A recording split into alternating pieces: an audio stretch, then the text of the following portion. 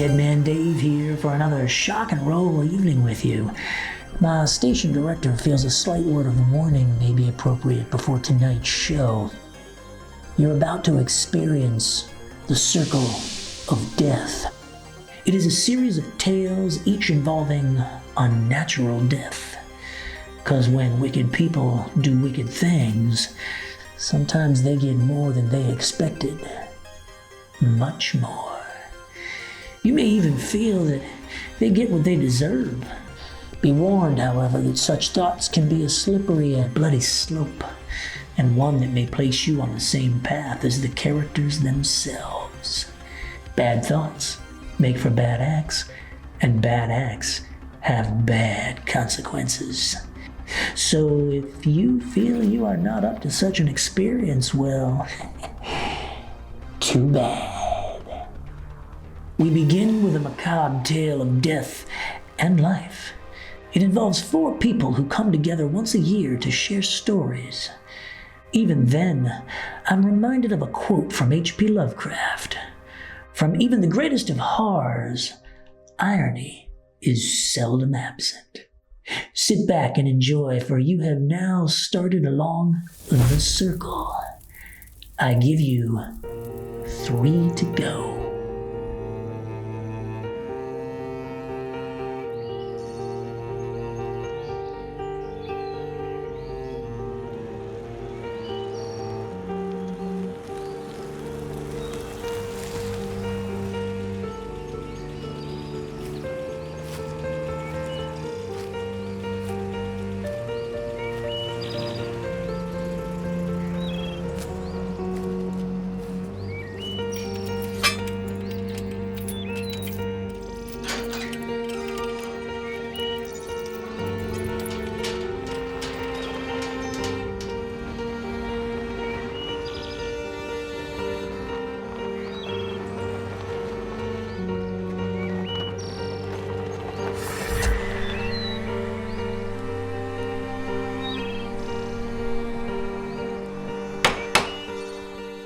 Well, hello, my good friend. It is the esteemed Master Dark, also known to his friends as Evelyn Rousseau. Maestro, it is good to see you.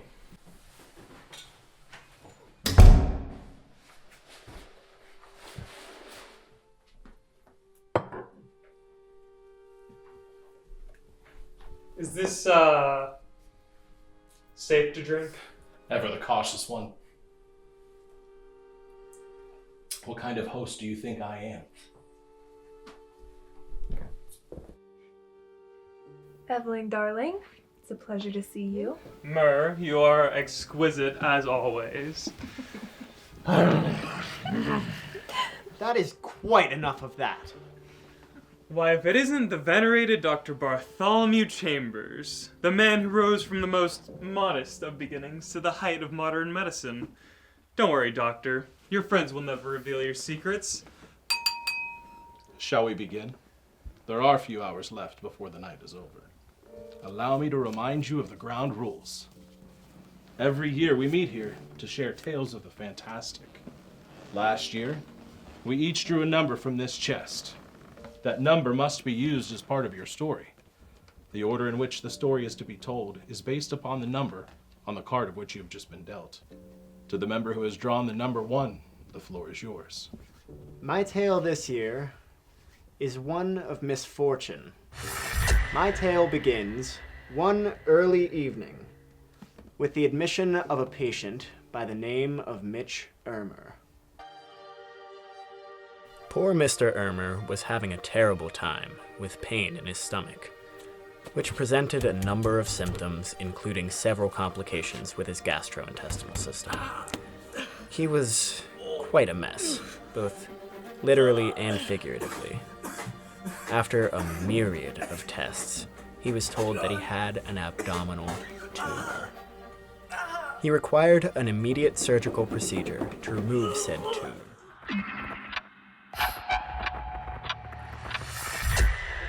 To the hapless Mr. Ermer. A tragic accident. With that, lady and gentlemen, I give you my draw from last year. the number 1. As always, Doctor, your story this year highlights the fragility of the human body. My story also touches upon the risks inherent in life, albeit not the risks in physical invasion of the body, but with the risks of our external world, even in the sanctity of our domiciles. My story begins in the town of Cyril. As you know, Cyril was very similar to the other hamlets on the outskirts of the city.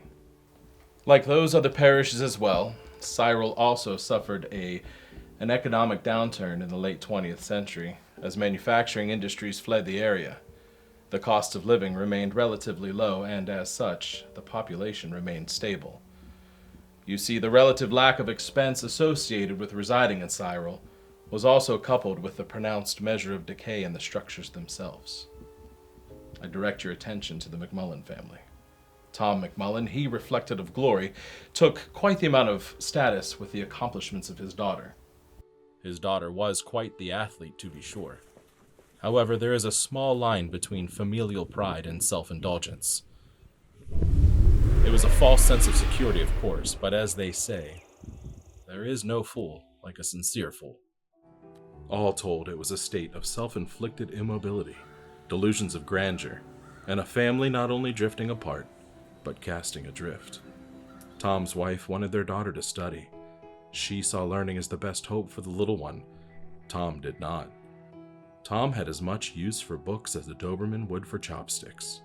After all, why read when you can watch another game on television? There is always another game. Tom McMullen, his wife, and his daughter. It is sometimes hard to tell the difference between 3 family members living in a house and 3 lost souls trapped in a tomb. Rather pathetic, I must say. A fire started in the house and quickly spread. Within minutes, the house was ablaze. 5 alarms sounded throughout the fire companies within the vicinity. There was little to be done by the time the companies responded. People gathered, most of whom seemed mesmerized by the light of the flames. As the sun rose that morning, total devastation was revealed. The fire marshal deemed the fire to be an accident. 3 bodies were discovered. If there was any mercy to be found, it would have to do with the fact that the cause of death was smoke inhalation, as opposed to the inferno itself. There is no fool like a sincere fool. And with that, ladies and gentlemen, I reveal my draw from last year. I give you the number 3. I am next. My story begins with a very bad man. His name was Michael Williamson. Mr. Williamson was single. You see, he still lived at home with Mommy Dearest. He was a syndicated sports columnist and broadcaster at the local radio station. He also liked to do other things, especially on his computer late at night, after Mommy Dear went to bed, of course. That was the unfortunate thing for them. Unfortunately for him, he had tastes that were easy to exploit. You see, he desired a certain kind of woman. You take quests. This continued for several months, with each encounter becoming slightly more provocative than the last. It took some time to figure out what his buttons were. Oh, yes. Now that is what I'm talking about. But, as is the case with all such proclivities, his weakness finally revealed itself. Men are so weak and easy to control. Yes, we are. A rendezvous was eventually arranged. Sonny Boy was more than happy to come up with some sort of lie to fool his happy, albeit doltish mother.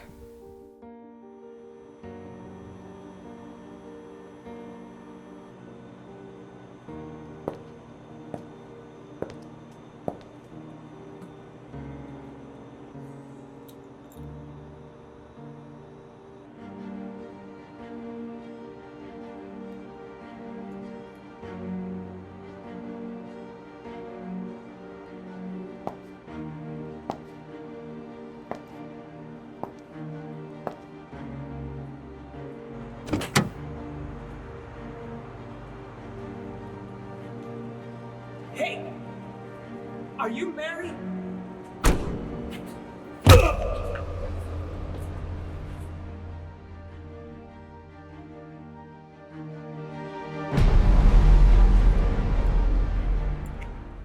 A robbery. Well, that was the official story anyway. But no one seemed to question why this poor sap was in such a remote area to begin with. There was some speculation that he must have pulled over to get some directions from his phone when he was come upon, but as we know, nothing could be confirmed. And with that, gentlemen, I give you the number 2. That was only one. You drew the number 2, but that was only one. Ah, you have always been quite the sharp one, maestro. But you are correct, that was only one. Mother dear was not well. At all. In fact, she was quite frail and entirely dependent upon her son for all care. The turn of the screw regarding the tragedy of Mr. Williamson was the amount of time that passed before he was discovered. Weeks went by. From there, the authorities followed up with Mother, but by then the poor lady succumbed to the lack of care. Quite horribly, from what I hear. A fall. After attempting to exit her bed, an act she never would have tried had her son been present. It is not entirely clear how long she lay there on the floor, but I understand it was quite some time. No food, no water, brittle and broken bones, and no one coming to help. And that leaves me. But first, allow me to charge everyone's glass.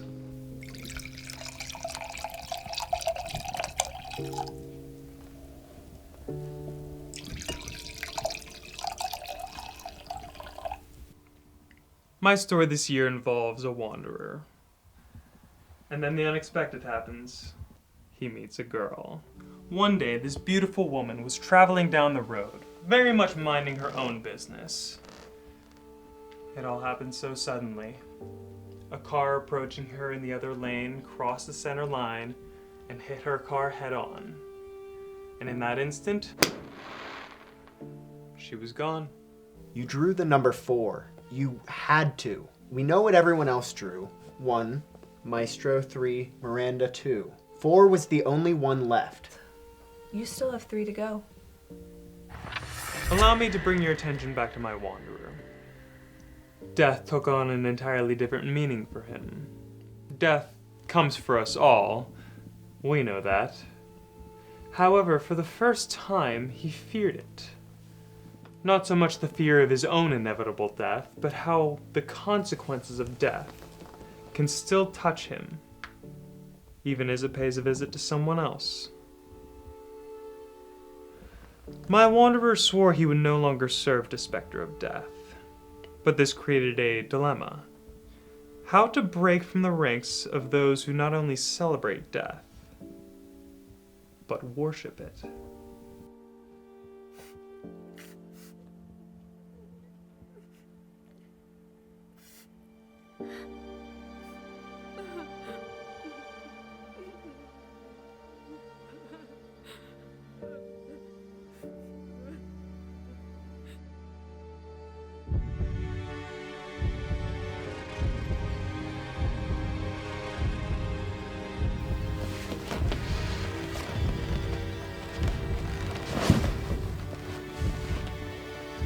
And so concludes my story this year.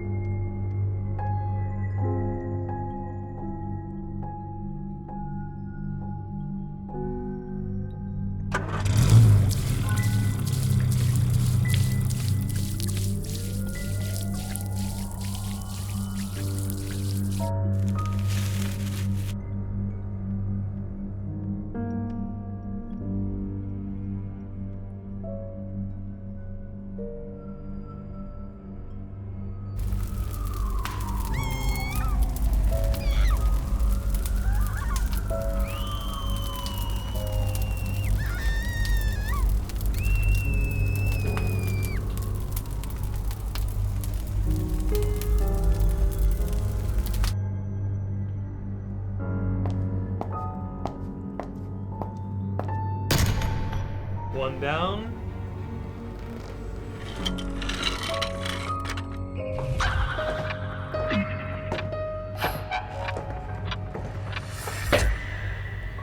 Three to go.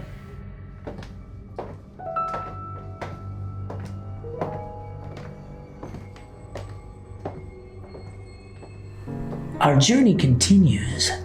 Let us step away from this scene of civilization to a place a bit more off the beaten path. Keep in mind, however, that there is no setting more uncivilized than that of obsessive madness. For this, let's consider the words of Edgar Allan Poe from his classic The Telltale Heart.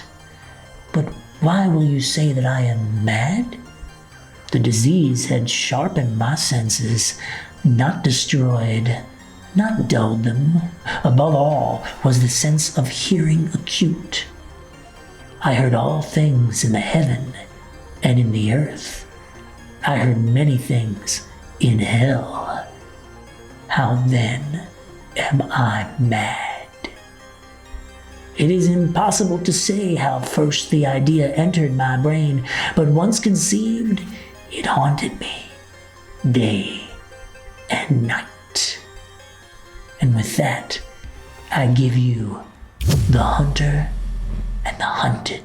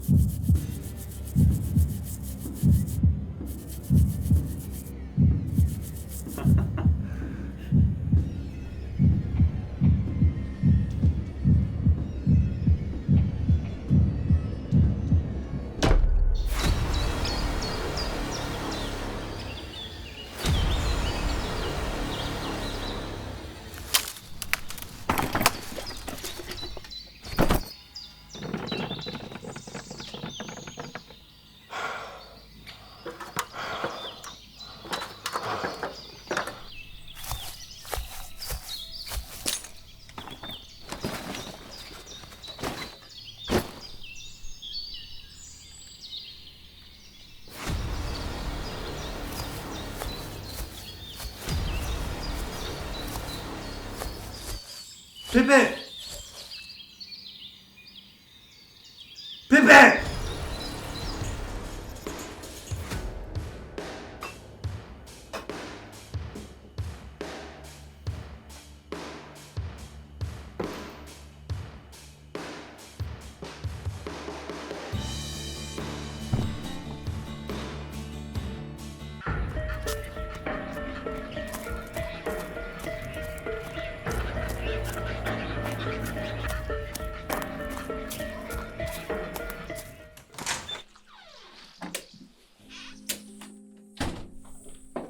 Katarina's gonna think about dirt. Take your shoes off.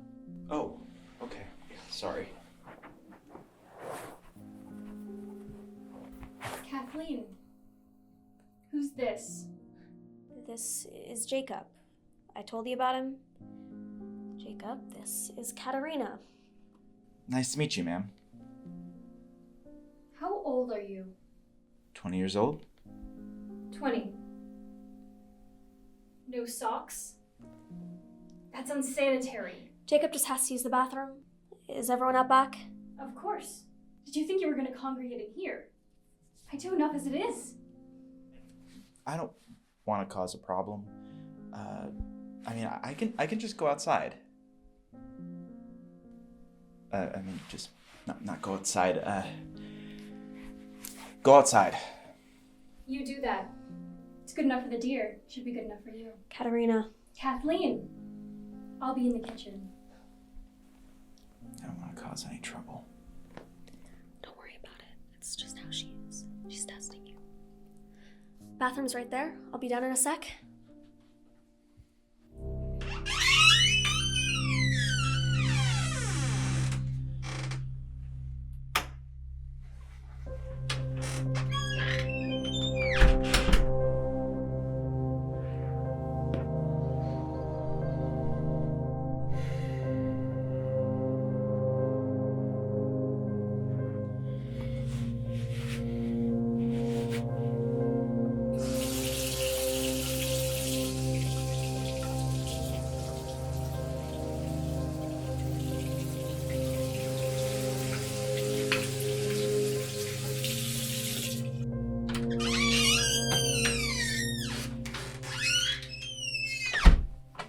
Clean your hands.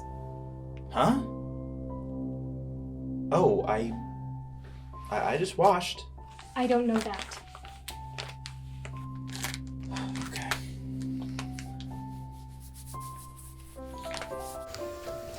Don't mind her. She's just overprotective. Come on, I want you, my big brother.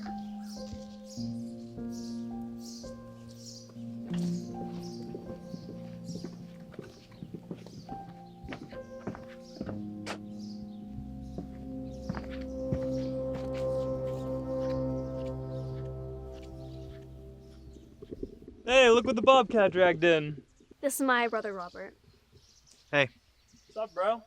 That your Mercedes that just pulled in? it's my dad's. Obviously. And this is Ashley. Hey, Should you be doing that?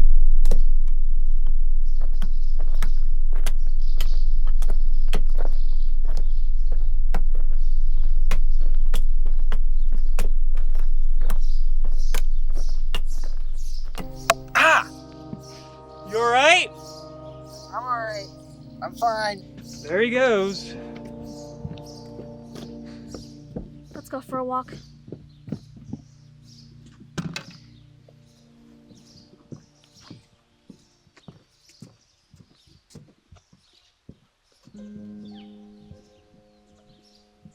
My family's weird, huh? weird? Nah, No? I mean, kinda. The blood alcohol content of the victims was nearly twice the legal limit. 3 of the victims were underage. So who supplied the booze? I couldn't tell you. They probably just got it from the house. Was there a fight? Not that I saw. An argument? A disagreement? No. What time did you arrive? We arrived after everyone was already hanging out. And then, when our mom and dad died, there was a little surprise in the will.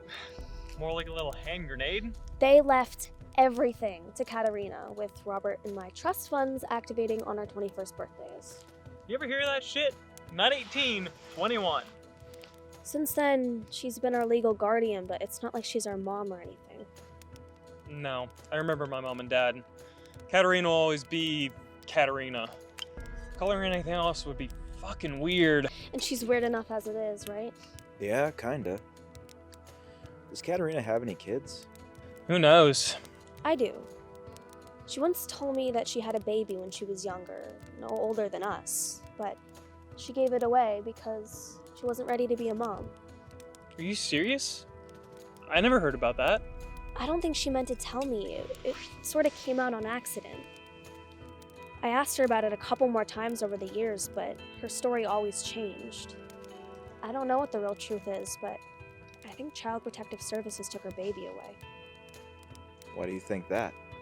It's just a feeling that I have. Katerina has a temper. Robert and I once had a cat and... Never mind. How did your parents die, Kate? Car accident. Douchebag crossed the center line. Kate and I were in the back. You never told me this. Were you hurt? I have 11 pins in my legs, but I'm so graceful you never guess, right? I was in traction for 9 months. Missed a whole year of school, but I'd already tested out. I started freshman year at college when my homies were in 9th grade. Kind of like Jacob. Wait, you're a freshman? In college, How old are you? 22. 22? What took you so long? Gold digger? Whatever. It's not like hanging out's a crime. You're gonna have to register as a sex offender, bro. Having coffee isn't a crime. More like a latte offender. Whoa, dude. You're good. Nobody makes Ash laugh. You should try it sometime. Dang. Come on, she's still awake? It won't be long now. She's getting ready for bed. In a little over 2 years, Robert will get his trust, and then things might start to get weird around here. Or weirder. Katerina will be my employee, basically. Figure she'll roll. I know she's been web surfing places in Florida, probably planning her escape. Get the fuck out of here. What? Nothing. TikTok. How fun.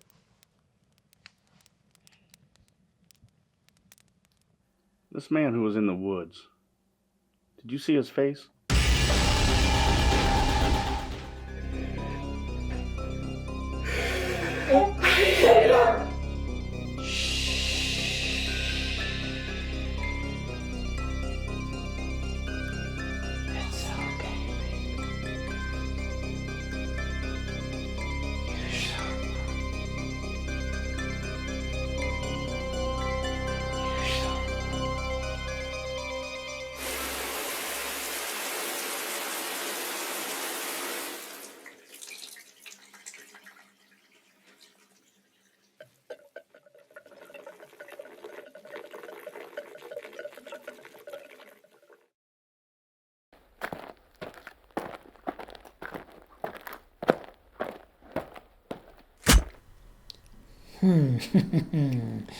Reminds me of an old school hip hop cut that was popular during drive time some decades back.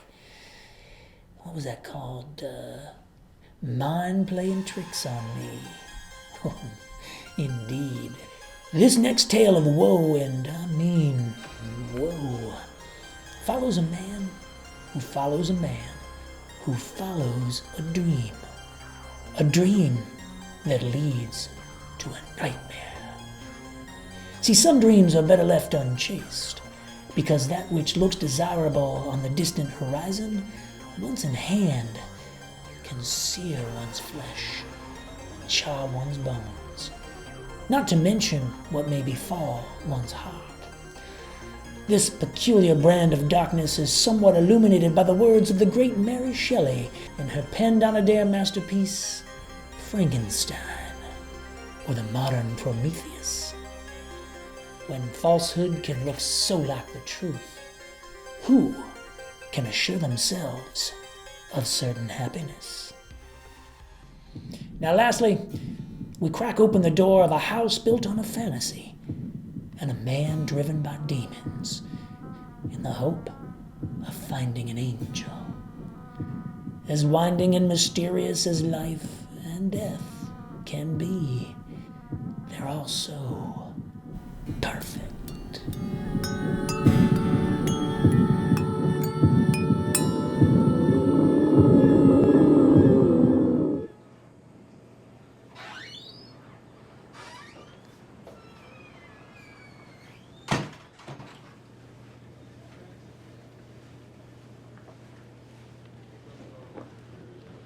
Clay Smith. Hello. You don't know me. My name's Patricia. Peter sent me to apologize. I'm afraid he's not going to make it out tonight. Oh, I'm afraid he's not feeling well. that's too bad. It is. He was really looking forward to seeing you again. Well, I was looking forward to seeing him too. Wish him well for me, will you? Maybe we can reschedule sometime. Definitely. Great. Well, so long.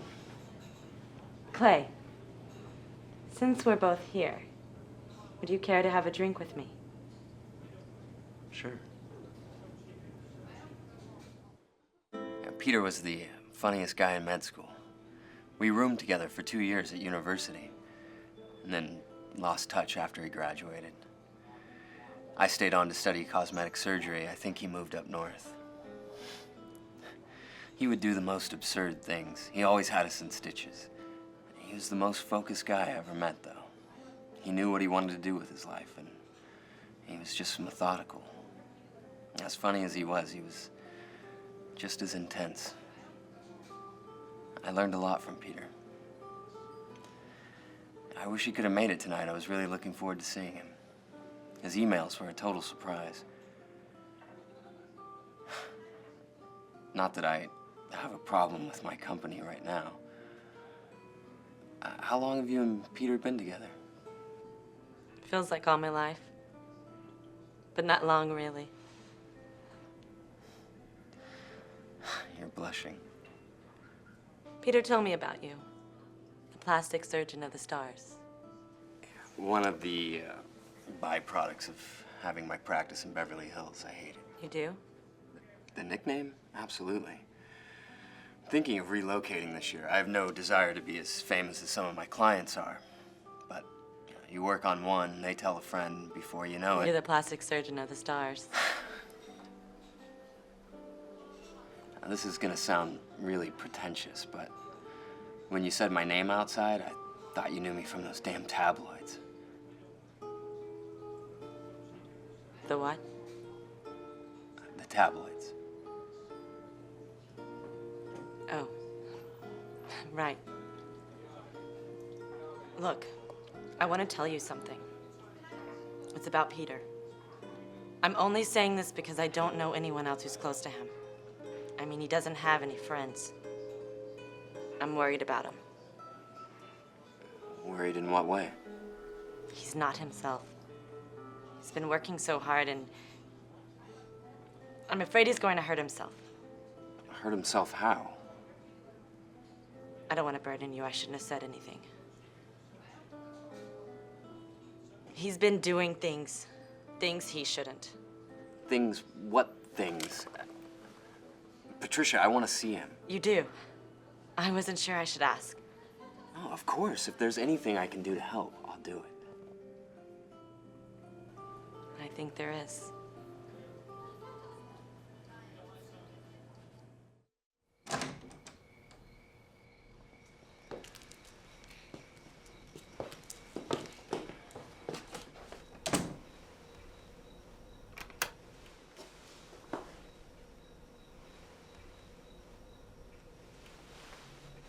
Is he home? He's home. Wait here.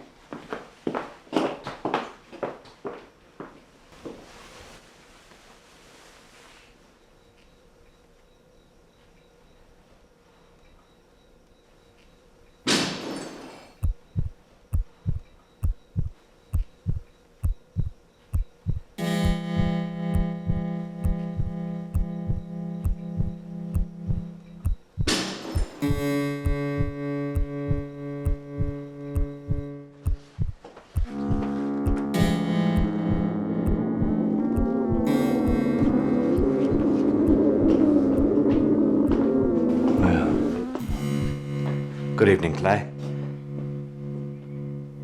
Peter?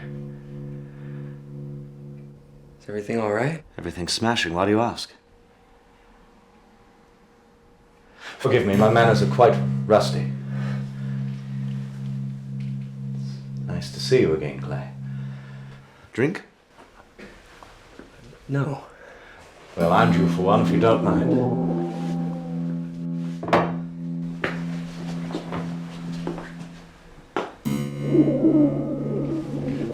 Tell me what's happening. Not now.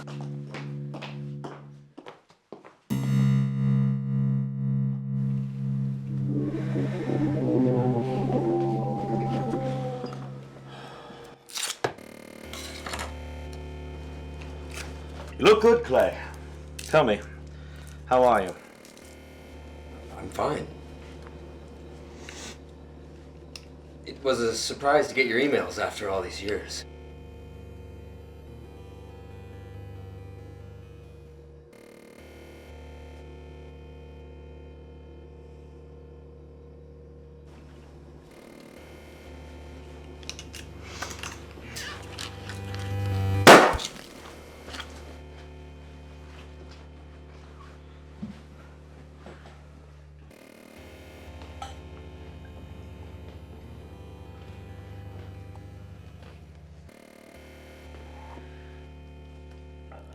Listen, Peter.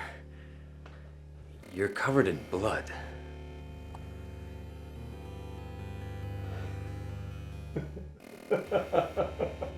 Yes, I am.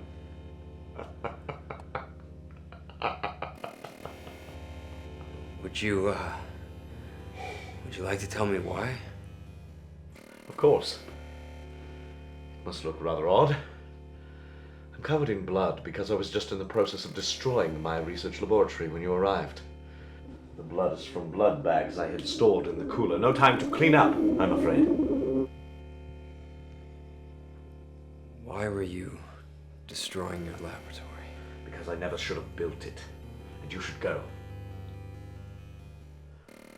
I'm not sure I should leave you like this. I'm not giving you a choice! I want you out right now. Clay, I brought you here for a reason. I need your help. Unless I find out what's going on here right now, I'm leaving. Tell him. Tell me what? That I've been working on in my former laboratory. Certainly. It's why you brought him, isn't it? Show him, Patricia! I will! All right, somebody, I don't care who, tell me what the hell's going on here, please. Nerve fusion. Brain stem development. Organ and cell regeneration. A new form of electromagnetic surgery. Created by me. All right here in this house.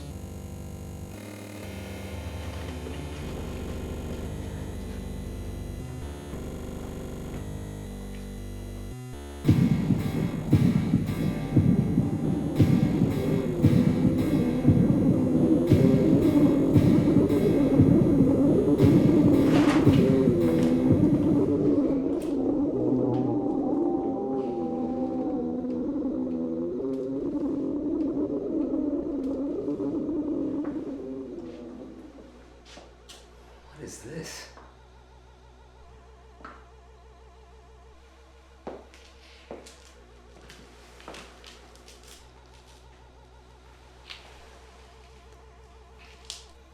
I read about your work, Clay.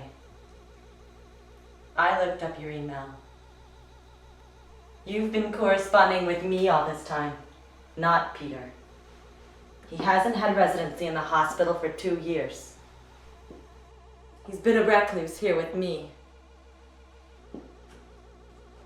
But I want to live. I'm going to live.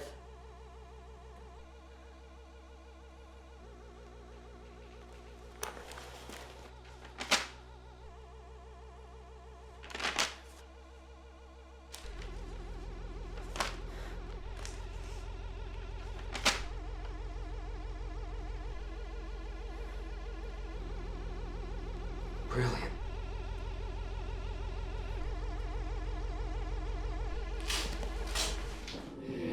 It's debatable whether Dr. Smith can be viewed as lucky or unlucky, but it's safe to say that he's got his hands full. And with that, listeners, we have reached the end of the line. For today, anyway. We have come full circle. And as always, the journey brings with it more questions than answers. Maybe that's the point, huh? These are, after all, peculiar conditions, life and death, if we really stop to think about them.